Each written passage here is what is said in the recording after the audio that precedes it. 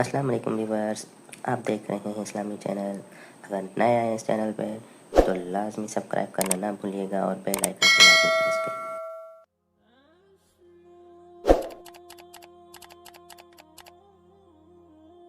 عرب کے اندر ایک درخت پایا جاتا تھا، ایلوا اس کو کہتے تھے۔ اس طرح ہمارے ہاں نیم نہیں ہوتی، کڑوا ترین اس کا ذائقہ ہوتا ہے، اور آپ کچھ دیر اس کو پانی میں ڈال دیں تو پانی بھی سارا کڑوا ہو جاتا ہے، کیونکہ اس کے خمیر میں رب کریم نے کرواہٹ رکھی ہے، اور حکمت ہے، اس کرواہٹ کا بھی اپنی جگہ فائدہ ہے۔ لیکن حضور سید عالم صلی اللہ علیہ وسلم نے ایک مثال بیان فرمائی، اور وہ بڑی سمجھنے کی ہے۔ حضور مثالیں دیتے تھے تو کمال ہو جاتی تھی، بڑے سے بڑا ان پڑھ بندہ بھی اس کی روح تک بات اتر جاتی تھی۔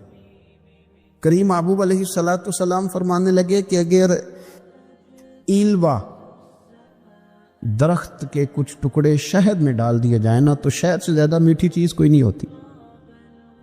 تو حضور فرماتے ہیں کہ وہ ایلوا کا درخت جو ہے وہ شہد کو بھی بگاڑ دیتا ہے، اس میں کرواہٹ پیدا کر دیتا ہے، حالانکہ وہ بڑا میٹھا تھا، اپنی جگہ اس کی مٹھاس میں کوئی کسی قسم کی کمی نہیں تھی، لیکن وہ ایلوا کے درخت نے اسے بگاڑ دیا۔ اللہ کے محبوب فرماتے ہیں جس طرح ایلوا کا درخت شہد کو تباہ کر دیتا ہے نا، اس طرح حسد آدمی کے ایمان کو تباہ کر دیتا ہے۔ ایمان بڑی میٹھی چیز ہے، بڑی حسین چیز ہے، لیکن جب حسد آ گیا نا، حسد ہے کیا؟ حسد بندوں سے نہیں ہوتا، یہ سمجھ لیں۔ حسد کا مطلب، حسد کی لغوی تعریف یہ ہے کہ یہ سمجھ لینا کہ یا اللہ اسے نہیں دینا چاہیے تھا، مجھے دینا چاہیے تھا، یہ تعریف ہے۔ تو حسد ہوتا کس سے ہے؟ حسد دراصل بندے پہ نہیں کیا جاتا، حسد کا معنی یہ ہے کہ آپ اللہ کی تقسیم پر اعتراض کر رہے ہیں۔ آپ کا کہنا یہ ہے کہ یا اللہ یہ تقسیم ٹھیک نہیں ہوئی، معاذ اللہ یہ ادھر چلا گیا، یہ تو ادھر آنے والی چیز تھی۔ تو یہ آپ نے ڈائریکٹ جو مقابلہ شروع کیا، معاذ اللہ یہ تو آپ نے اللہ کی تقسیم کے ساتھ شروع کر دی۔ تو پھر دل میں بگاڑ آتا ہے، پھر انسان ٹوٹ پھوٹ کا شکار ہوتا ہے، پھر وہ کمزور پڑ جاتا ہے، پھر وہ ایسی باتیں کرتا ہے جو اس کے منصب کے مطابق نہیں ہوتی، کچی بات کرتا ہے، کمزور بات۔ اللہ بہتر جانتے ہیں کون سی چیز اس نے کہاں رکھنی ہے۔ رب کی حکمت پر اور اس کی دی ہوئی توفیق پر راضی رہنا ایمان کا تقاضا ہے، لیکن ہمیں تو چاہیے تقسیم اپنی مرضی کی۔ ادھر کیوں چلا گیا، ادھر آنا چاہیے تھا؟ بھئی آپ کو یہ کس نے حق دیا ہے؟ مالک نے جو چاہا، جب چاہا، جہاں چاہا اپنے فضل سے عطا فرمایا۔ حسد، اور پھر اس کے اگر کوئی حسد نہیں کرتا تو لالچ شروع کر دیتا ہے، وہ کہتا ہے کہ یہ جو اس کا مال ہے اس میں میرا بھی حق تھا، کہ تو مجھے ملنا چاہیے تھا۔ آپ یقین کریں کہ بندے بندوں سے کم پیار کرتے ہیں، جیبوں سے زیادہ پیار کرتے ہیں۔ اس بندے کو تو کوئی نقصان نہیں جس کے ساتھ آپ نے تعلق رکھا ہوا ہے جیب کا، لیکن آپ بڑے کمزور ہو گئے۔ آپ جب لالچ کر لیا، نفسانیت میں آ گئے تو آپ کمزور پڑ گئے۔ آپ نے مطلب کیا، آپ کا کیا خیال تھا کہ رب کی بارگاہ سے کوئی کم ملنے والا تھا جو بندوں پہ اتنی توجہ کر لی؟ حضرت بہلول دانا رحمت اللہ علیہ نے کیا خوبصورت انداز ہے، رب کریم کے بندوں کی باتیں اللہ کے لشکروں میں سے لشکر۔ کیا سوچ تھی، کیا نظریہ تھا، کیوں یہ لوگ اتنے مضبوط تھے؟ فکری طور پر مضبوط تھے، فکری طور پر۔ ہارون رشید حج کر کے واپس آ رہا ہے، حضرت بہلول دانا راستے میں بیٹھے ہیں، ملاقات ہو گئی، کہنے لگا حضور کوئی حکم ہو تو بتائیے گا۔ فرمانے لگے کوئی نہیں، تو جا اپنا کام کر۔ بادشاہ ہے، یا کسی کو کارڈ مل جائے تو وہ لوگوں کو دکھاتا پھرتا ہے، وزیر صاحب نے خود دیا ہے۔ بادشاہ وقت خود کہہ رہا حضرت کوئی حکم ہو تو، فرمایا نہیں اللہ خیر کرے گا۔ تو کہنے لگا حضور میں نے سنا ہے آپ مقروض ہیں، تو بتا ہی دیتے۔ تو آپ مسکرا کے فرمانے لگے تیرا کیا خیال ہے بھلا؟ کہنے لگے حضور کس بابت؟ فرمانے لگے تیرا کیا خیال ہے کہ اللہ ہارون رشید کو دے گا اور بہلول دانا کو بھول جائے گا؟ تیرا کیا خیال ہے رب کریم ہارون رشید کو تو دیتا جائے گا اور بہلول دانا کو بھول جائے گا؟ بادشاہ کہتا ہے کہ میں چکرائی گیا کہ بھلا اس سوال کا کیا جواب ہے؟ تو میں نے کہا حضور رب تو بھولنے سے پاک ہے، وہ تو کسی کو نہیں بھولتا، اسے نہ اونگ آتی ہے نہ نیند آتی ہے، تو فرمانے لگے جا پھر اپنا کام کر، جب مناسب سمجھے گا تو بہلول کو بھی قرضے سے نجات عطا کر ہی دے گا، تو جا اپنی ڈیوٹی کر، وہ جب چاہے گا نا تو میرے قرضے دور۔ تو کیا سمجھتا ہے کہ تجھے یاد رکھے گا مجھے بھول جائے گا؟ یہ کیسے ہو سکتا ہے؟ او یار ادھر دیکھ، میری بات سن، او بھائی وہ تیرا میرا رب ہے، یہ ہو سکتا ہے کہ امیروں کو دے دے اور تیرے جیسے میرے جیسے غریبوں کو وہ بھول جائے؟ یہ ہو سکتا ہے؟ تو کیوں لوگوں کی جیبوں پہ توجہ، لوگوں کی جیبوں پہ نظریں، فلانے کے پاس آ گیا تو میں رہ گیا، مطلب کس لیے؟ ہمارا رب کسی کو بھولتا نہیں ہے، کسی شخص کو وہ میرا مالک اپنے فضل سے نظر انداز نہیں کرتا، وہ سب کو نوازتا ہے، لیکن اس کی حکمت کے تقاضوں کا انتظار کرنا مسلمان کی شان ہے۔ کبھی کسی حسد میں کسی کرنا ہو تو رشک کریں، مزہ آئے گا۔ اور یہ رشک کرنے کا نا، رشک کا معنی کیا ہے؟ حسد کا معنی یا اللہ اسے نہیں دینا چاہیے تھا، مجھے دینا چاہیے تھا، اور رشک کا معنی یا اللہ تو نے دیا ہے، کیا بات ہے، اسے دیا تو کیا بات، اگر تو نے دیا تو مالک جچا بھی ہے، اگر تو نے دیا ہے تو نظر بھی آیا ہے، اگر تو نے دیا ہے تو پھر کیا بات ہے، کمال ہو گئی، وہ نظر آ رہا، اور یا اللہ اسے دیا ہے تو میں بھی تیرا بندہ ہوں، اسے بھی اور دے اور مجھے بھی عطا فرما۔ یہ رشک ہے، رشک کا نا حضور نے حکم دیا ہے، نبی پاک نے رشک کا۔ ہمارا یہ مسئلہ ہے کہ ہم نا جو کرنے والا کام ہے وہ نہیں کرتے، رشک کریں۔ بخاری مسلم میں حدیث ہے، نبی پاک صلی اللہ علیہ وسلم نے فرمایا 2 بندوں پر رشک کرو، کہو کیا بات، رشک کرو 2 بندوں۔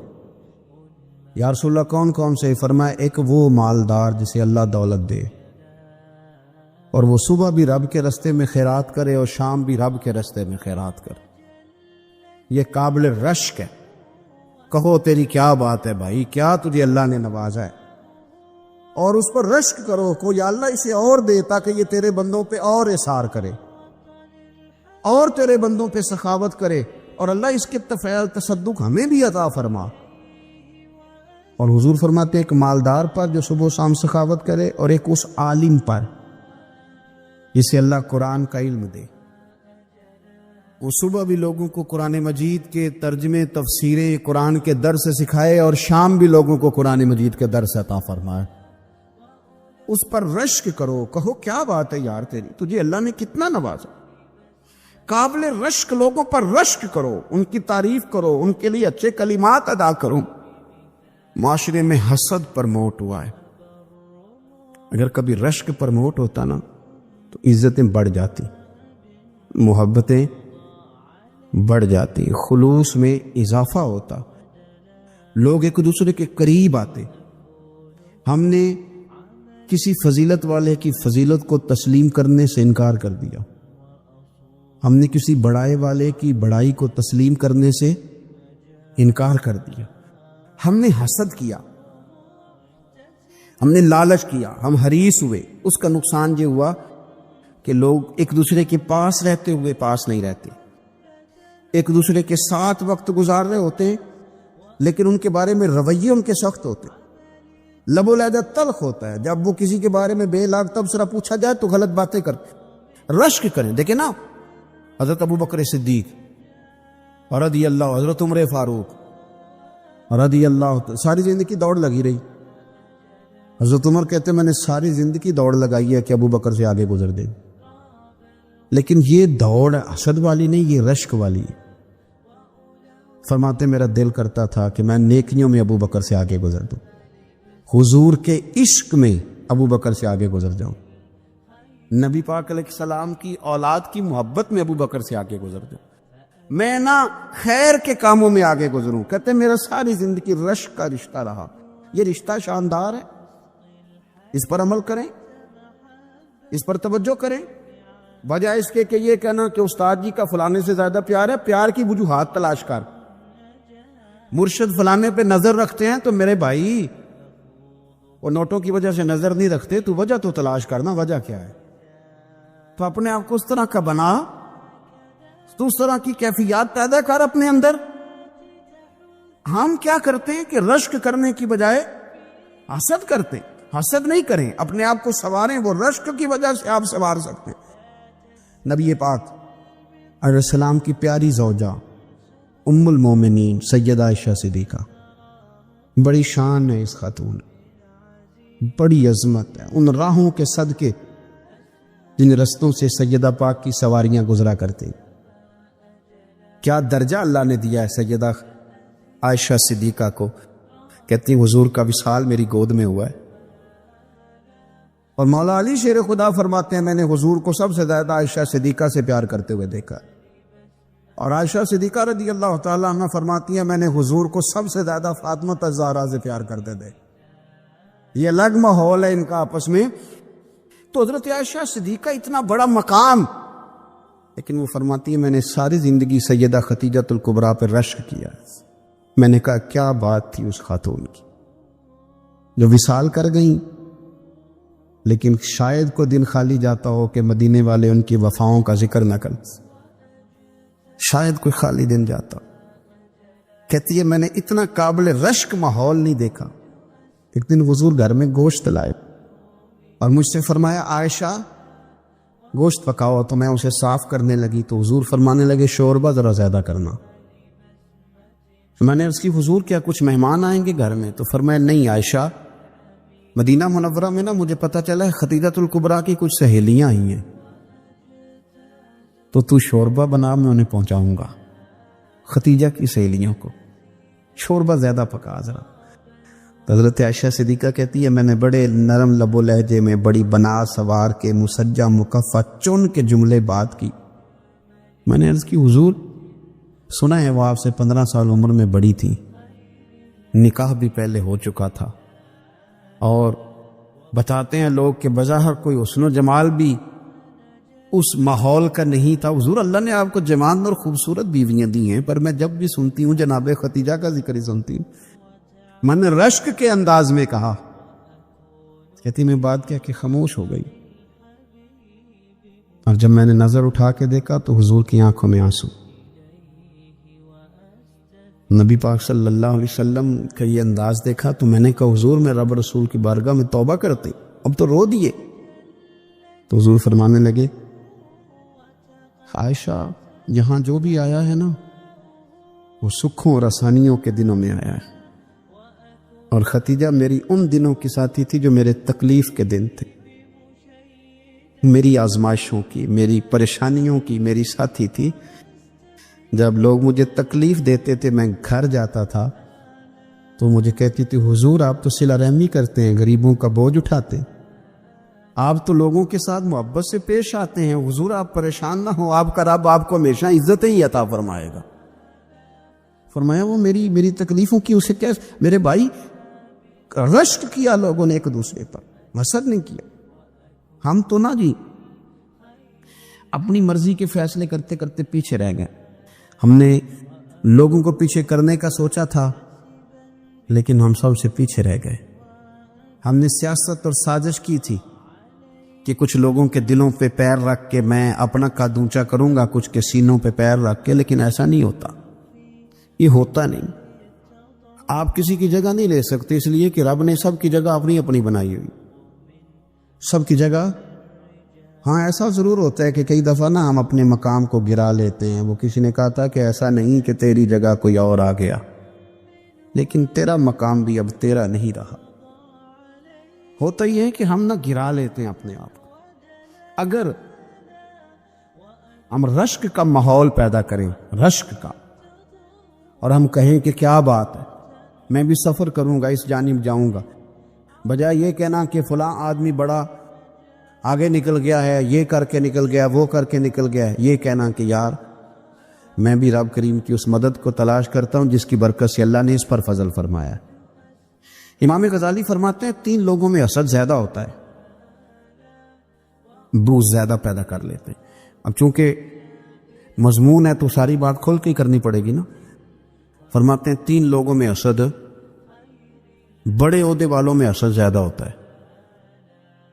یعنی صوبائی وزیر کہتا ہے کہ حق میرا ویسے وفاقی وزیر کا تھا، اور وفاقی وزیر کہتا ہے کہ جتنا میرا تجربہ ہے نا، مجھے بنایا وزیر اعظم ہی جاتا تو بات ٹھیک تھی. حسد زیادہ بڑے عہدوں والوں میں حسد، اور امام غزالی فرماتے ہیں مالداروں میں حسد زیادہ ہوتا ہے.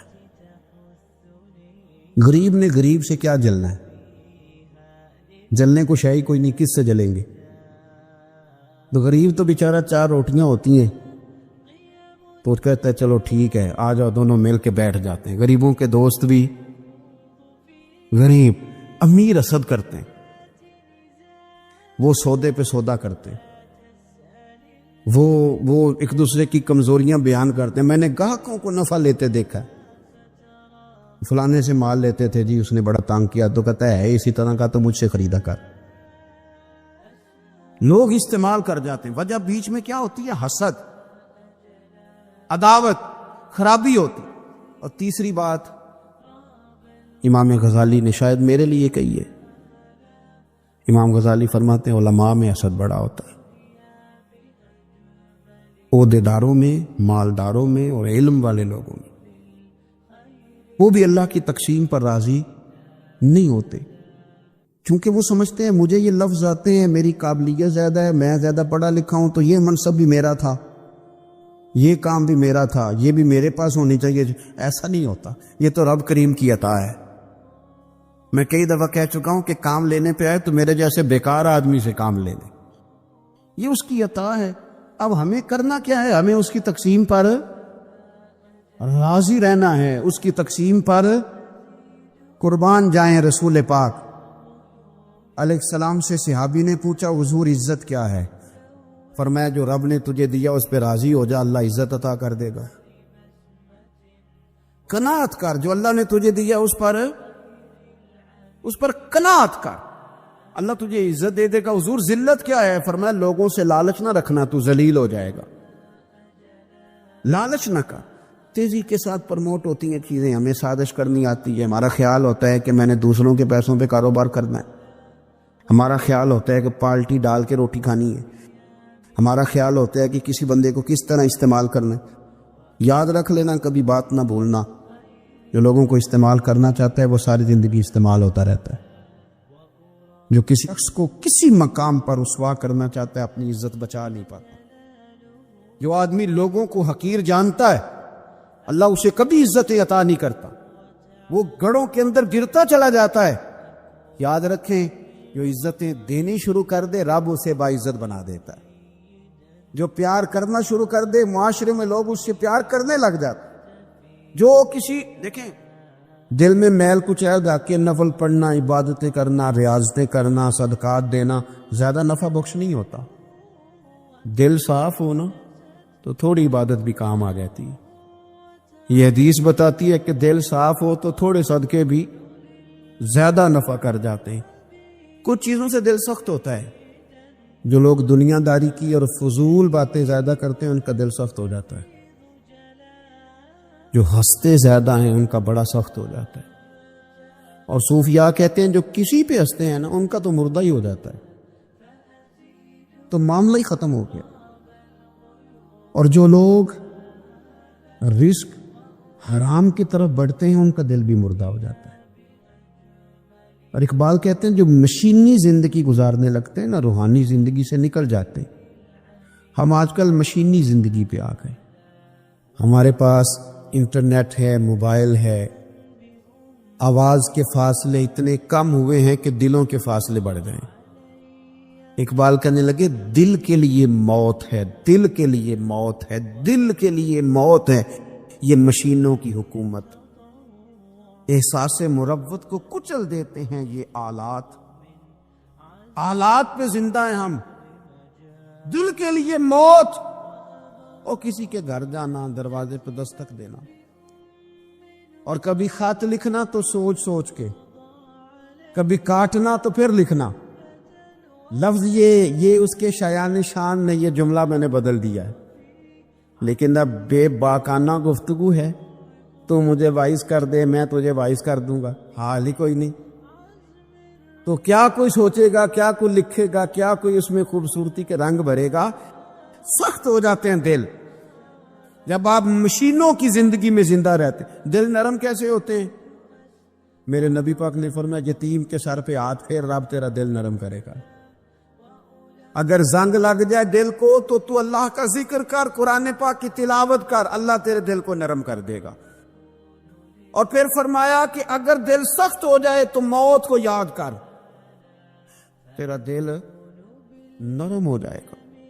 اچھوں کی صحبت اختیار کریں تو دل نرم ہو جاتا ہے۔ قبروں کی زیارت کریں، جائیں کبھی اپنے شہر کے قبرستان میں، غور کریں کہ وہ چودھری صاحب لیٹے ہیں، یہ علامہ صاحب لیٹے ہیں، وہ فلاں بہت بڑے افسر لیٹے ہیں، وہ دیکھو وہ میرا عزیز لیٹا ہے۔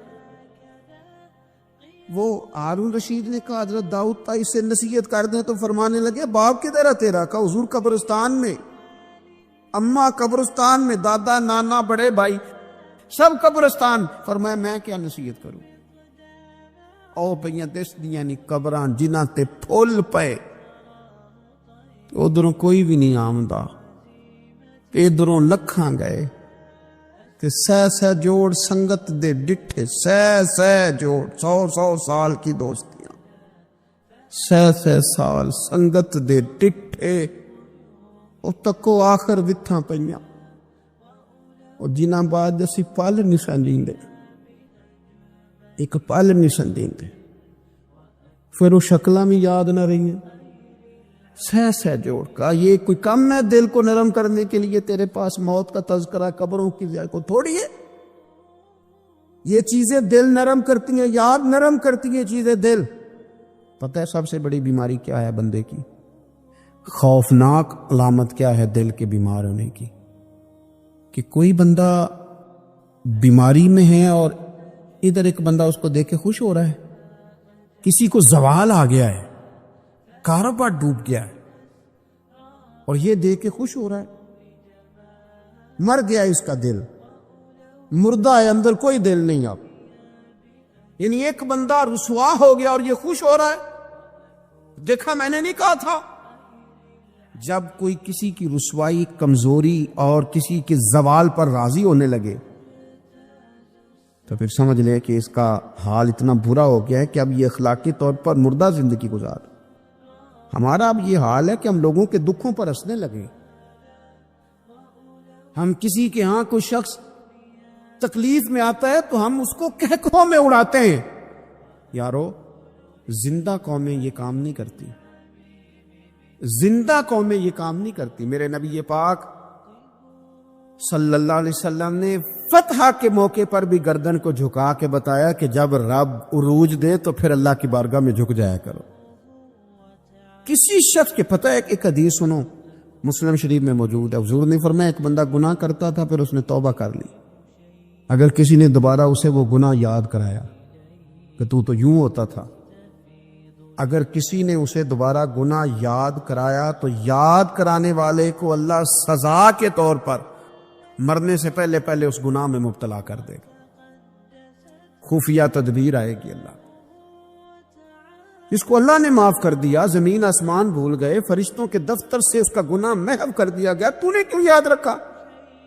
لیکن ہمارے دل اس طرح کے ہیں، خیر کی خبریں نہیں دیتے ہم خیر کی خبر نہیں دیتے، مثبت بات نہیں کرتے، ہمارے رویے دوسروں کے بارے میں سخت ہیں۔ یعنی بہو سے داماد سے اختلاف ہو گیا، پھر اس نے معافی مانگ لی، پھر ہم نے معاف کر دیا، پھر 1 سال کے بعد دوبارہ لڑائی ہوئی تو پچھلی بات دوبارہ یاد کرنی چاہیے تھی، اس کی تو معافی دے دی تھی آپ نے، لیکن آپ نے پھر یاد کر لی وہ بات۔ اس کا مطلب ہے آپ نے صلح کی تھی، دل صاف نہیں کیا تھا۔ دل جب آپ صاف کر لے تو پھر معاملہ ختم ہو گیا، پھر آپ پھر نکال پھینکے ساری چیزیں۔ مسند امام احمد بن حنبل میں حدیث ہے، حضرت انس بن مالک رضی اللہ تعالیٰ عنہ کہتے ہیں میں بھی بیٹھا تھا، حضرت عبداللہ ابن عمر رضی اللہ تعالیٰ عنہ بھی حضور کی بارگاہ میں بیٹھے تھے۔ نبی پاک صلی اللہ تعالیٰ علیہ وسلم نے فرمایا ابھی ایک شخص تمہارے پاس آنے والا ہے، تیاری کر لو، آنے والا جنتی ہے۔ کہتے ہیں ایک شخص اندر داخل ہوا تو سادہ سا بندہ، داڑھی سے پانی کے قطرے گر رہے، جوتے ہاتھ میں پکڑے یا بغل میں دبائے، وہ آ گیا، حضور سے بات چیت کی، چلا گیا۔ ہم بڑے خوش تھے کہ کمال نہیں ہو گیا، جس کو حضور نے دنیا میں جنت کی بشارت عطا کر دی۔ اگلے دن اس نے اتفاق، ہم اسی جگہ اسی حال میں بیٹھے تھے کہ پھر محبوب نے فرمایا بھی ایک بندہ آنے لگا، جنتی ہے۔ کہتے ہیں وہ بندہ آیا تو دیکھ کے حیران ہو گیا، یہ تو وہی کل والا ہی بندہ ہے۔ اسی طرح داڑھی سے پانی کے قطرے گر رہے ہیں، جوتے اس کی بغل میں آ کے بیٹھ گیا۔ تیسرے دن اللہ کی قدرت، ہم وہیں بیٹھے تھے، پھر حضور نے فرمایا بندہ آنے لگا، زیارت کر لو، تیاری کر لو، بندہ جنتی ہے۔ وہی بندہ آیا جو پہلے 2 دن آیا تھا۔ حضرت عبداللہ ابن عمر کہتے ہیں کہ وہ حضور سے کوئی بات چیت کر کے جانے لگا تو میں اس کے پیچھے ہو گیا۔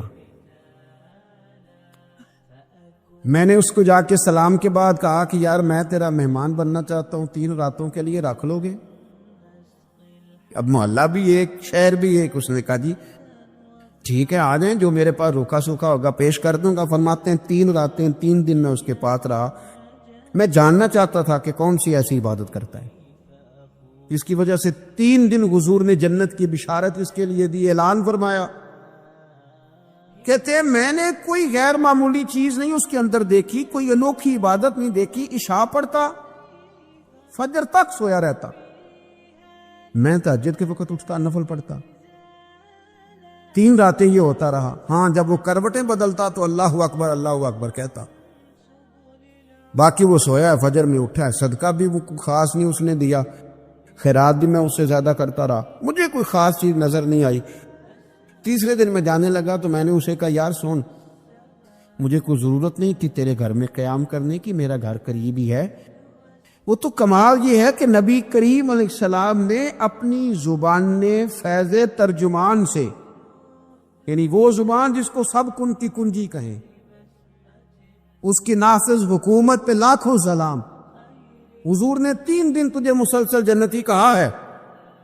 میں تو دیکھنے آیا تھا کہ تیرے اندر کوئی عمل ہو تو میں بھی وہ شروع کروں۔ تو وہ کہنے لگا یہی ہے جو آپ نے دیکھ لیا ہے، فرض نماز ہی پڑھتا ہوں، روٹین کے کام ہی کرتا ہوں، کوئی خاص چیز تو میرے پاس کوئی نہیں۔ حضرت عبداللہ ابن عمر فرماتے ہیں میرے تو سمجھا کہ میں تو اس سے زیادہ خیر کے کام کرتا ہوں۔ اب میں سوچتا ہوا وہاں سے نکلنے لگا کہ پھر کیا خاص بات ہے جو نبی پاک نے 3 دفعہ اسے جنتی کہا ہے۔ جب میں نکلنے لگا نا، دروازے پہ مڑنے لگا تو اس نے آواز دی، کہا یار سنو ایک بات یاد آئی ہے۔ میں نے کہا وہ کون سی؟ کہنے لگا یار جب سے بالغ ہوا ہوں نا، جب سے اللہ نے توفیق اسلام دی ہے، میں نے جب بھی اپنا دل دیکھا ہے نا، جب بھی میرے دل میں کسی کے لیے حسد کوئی نہیں، کوئی عداوت نہیں، کوئی بغض نہیں، کوئی کینہ نہیں، کوئی کیا کر رہا ہے، میرے دل میں سب کے لیے خیر ہی ہے، دل میرا صاف ہے، اس کے علاوہ نہیں مجھے پتا کیا عمل ہے۔ حضرت عبداللہ بن عمر کہتے ہیں پھر مجھے سمجھ آ گئی ہے، یہ جو تیرے دل کی صفائی ہے نا، یہ بنیاد بن گئی ہے جس کی بنیاد پر نبی پاک نے تجھے 3 دفعہ جنت کی بشارت عطا فرمائی ہے۔ تو امام غزالی رحمۃ اللہ علیہ فرمانے لگے کہ اگر آئینے پہ گرد پڑ جائے تو اس میں عکس صحیح نظر نہیں آتے، آئینے صاف کر لیا جائیں تو پھر اس پہ عکس نظر آتے ہیں۔ ہمارے آئینے نا تھوڑے سے گرد والے ہو گئے ہیں، دل تھوڑے سے نا میلے کچیلے ہو گئے ہیں، تو کوئی بھی عکس اس پہ سختی، طبیعتوں کی، مزاجوں کی سختی، دوسروں کے بارے میں ڈاٹے جذبات، ہمارے رویے ڈاٹے، ہماری طبیعتیں سخت۔ حضرت عبداللہ ابن مسعود رضی اللہ تعالیٰ عنہ نے ایک شخص کو جنازے کے موقع پہ ہنستا ہوا دیکھ لیا، فرمایا آج کے بعد تیرے ساتھ کلام نہیں کروں گا۔ جس کا جنازہ دیکھ کے بھی دل نرم نہیں ہوا اور قبرستان دیکھ کے بھی دل نرم نہیں ہوا، وہ تو سخت دل بندہ، سخت دل بندے سے دوستی کبھی نہیں رکھوں گا، میں تو درد دل والوں سے پیار کروں گا، تیرے ساتھ میں کلام نہیں کرتا۔ تو کس طرح کا شخص ہے بھائی جسے یہاں کے بھی ہنسی آ رہی ہے، مذاق سوچ رہا ہے؟ تو دل کی نرمی، میرے نبی پاک صلی اللہ علیہ وسلم نے نا دل پر، ہم نے نا کپڑوں پر بڑی محنت کی، ہم نے چہروں پر بڑی محنت کی، ہم نے اپنے ظاہر کو سنوارنے پر بڑی ہم نے اپنے حق میں بڑے بڑے لفظ یاد کیے، بڑی کہانیاں یاد کی، پر دل کے لیے محنت، اس پر محنت ہی نہیں کی۔ اعلیٰ حضرت فاضل بریلوی کتنے بڑے عالم ہیں، 1000 کتاب کے مصنف، اور ان کے فتاوی موجود ہیں کہ جس بندے کا تلفظ ٹھیک نہ ہو، یعنی جو ضروری قواعد ہیں وہ قرآن پاک کے جس کو نہ آتے ہوں اس کے پیچھے نماز نہیں۔ جو ہا اور ہا میں فرق نہیں کر سکتا، حمزہ اور عین میں فرق نہیں کر سکتا، وہ الفاظ کا معنی بگاڑ دے گا۔ لیکن اعلیٰ حضرت چونکہ صوفی ہیں، درویش ہیں، علم کے ساتھ تو ایک اور رنگ بھی بیان کرتے۔ وہ کہتے یہ نہ ہو کہ صرف تو حروف کے ہیر پھیر میں لگا رہے، صغرے کبرے ٹھیک کرتا رہے، دارابا یادرب کے چکر میں پڑا رہے، اور دل پر تو توجہ ہی نہ دے۔ فاضل بریلوی رحمۃ اللہ علیہ فرمانے لگے کہ 2 علماء نے قرآن ایک درویش کے پیچھے نماز پڑھی تو مستحب جو قواعد تھے نا جن کے بغیر نماز، وہ ٹھیک نہیں تھے ذرا ان کے، تو وہ کہنے لگے دیکھا جی اتنے بڑے پیر صاحب ہیں اور ان کی تو قرات ہی ٹھیک نہیں، تلفظ ہی ٹھیک نہیں۔ حالانکہ لفظ تاثیر سے بنتے ہیں، تلفظ سے نہیں۔ لفظ تاثیر سے بنتے ہیں، تلفظ سے نہیں۔ اہل دل آج بھی ہیں اہل زبان سے آگے۔ انہوں نے کہا جی بابا جی کا تو تلفظ ہی ٹھیک نہیں۔ اعلیٰ حضرت نے لکھا ہے ملفوظات شریف میں، فرماتے ہیں پھر وہ نہ نہانے کے لیے چلے گئے نماز پڑھ کے فارغ ہو کے، تو وہ پانی میں اتر گئے تو شیر ان کے کپڑے اٹھا کے لے گیا۔ اب کتنی کو دیر پانی میں رہتے، نکلے بھی تو کیسے نکلے، شرم آتی ہے۔ مختصر لباس پہن کے وہ غسل کرنے کے لیے گئے تھے، اب پانی میں سردی، کتنی کو دیر بندہ پانی میں رہے۔ لوگوں نے آ کے کہا حضور وہ آپ کے مہمان تو الجھ گئے، بڑے بری طرح پھنس گئے، مہربانی فرمائے ان کو تو بچائیں، وہ تو سخت الجھن میں۔ کہ کیا ہوا؟ کہنے لگے وہ شیر کپڑے لے گیا اور وہ پانی میں ہے، اب کچھ تو ہونا چاہیے۔ تو وہ بزرگ گئے، جا کے نہ دور کھڑے ہو کے شیر کو آواز دی، شیر کو۔ حضور کے صحابی تھے نا حضرت سفینہ، قافلے سے رستہ بھول گئے، ایک سائڈ پہ ہو گئے تو سامنے شیر آ گیا۔ میں نے کہا ہے لیکن جب آ جائے تو، جب شیر سامنے آ جائے، جب سامنے آ جائے پھر پتہ چلتا ہے کہ یہ تو واقعی آ گیا ہے، پھر انداز اور ہوتا ہے۔ حضرت سفینہ کے سامنے شیر ہی آ گیا، مشکات میں شیر آیا۔ اب کوئی بھاگتا ہے، کوئی چڑھتا ہے درخت پہ، کوئی لکڑی اٹھاتا ہے، کوئی اسلحہ پکڑتا ہے۔ حضرت سفینہ فوراً بولے، کہنے لگے شیر ذرا خیال کرنا میں رسول اللہ کا غلام ہوں۔ پھر آکھیا شیر سفینہ تائی جا را یا را جاندے، اور جڑے غلام رسول اللہ دے اسی غلام ہونا دے۔ شیر دم لاتا رستہ چھوڑ گیا، اور بابا جی بھی گئے، فاضل بریلوی کہتے ہیں شیر کو آواز دی، شیر دوڑا آیا، آگے کہنے لگے وہ ہمارے مہمانوں کے کپڑے لے گیا، تجھے شرم نہیں آتی؟ تو شیر کپڑے اٹھا کے واپس لایا۔ ان علماء کو، حضرات علماء کو کپڑے پیش کیے، جب ان کو پیش کیے تو پیش کرتے ہی بزرگ پھر فرمانے لگے، کہنے لگے مولانا تم نے لفظ سیدھے کیے ہیں، میں نے دل سیدھا کیا ہوا ہے۔ تم نے محنت کر کے نہ لفظ ٹھیک کیے ہیں، لیکن میں نے دل ٹھیک کیا ہے، دل۔ اس لیے حضرت عمر فرمایا کرتے تھے میں نے دل کی آنکھوں سے اپنے مالک کی زیارت کی ہے۔ اور اقبال نے شاید اسی لیے مشورہ دیا تھا کہ دل بینا بھی کر خدا سے طلب، آنکھ کا نور دل کا نور نہیں، اللہ سے آنکھوں والا دل مانگ، اندھا نہ ہو جائے کہیں تیرا دل۔ دل بینا بھی کر خدا سے طلب، آنکھ کا نور دل کا نور نہیں۔ آپ اپنے دل لوگوں کے لیے صاف کر دیں، اس میں خیر پیدا کر لیں، تو پھر آپ محسوس کریں گے طبیعت ہلکی پھلکی بھی ہے، حشاش بشاش بھی ہے، ٹھنڈی بھی ہے، اور پھر اس میں اللہ رسول کی محبت کے جلوے بھی ہیں۔ پھر یہ خیر کی طرف ہمیں بلا رہی ہے۔ اللہ تبارک و تعالیٰ توفیق عمل عطا فرمائے۔